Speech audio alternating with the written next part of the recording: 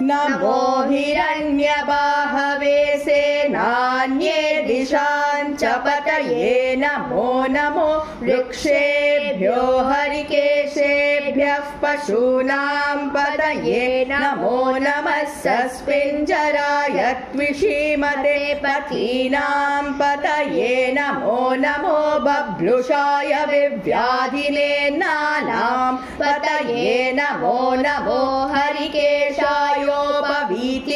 पुष्टानां पतये नमो नमो भवस्य हेत्यै जगतां पतये नमो नमो रुद्राय तताविने क्षेत्राणां पतये नमो नमः सूताय हन्त्याय वलालां पतये नमो नमो रोहिताय स्थपतये वृक्षाणां पतये नमो नमो मन्त्रिणे वाणिजाय कक्षाणां पतये नमो नमो भुवन्तये वारिवस्कृताय औषधीनां पतये नमो नमः उच्चैर्घोषाय क्रन्दयते पत्नीनां पतये नमो नमः कृष्णवीताय धावते सत्त्वनां पतये नमः।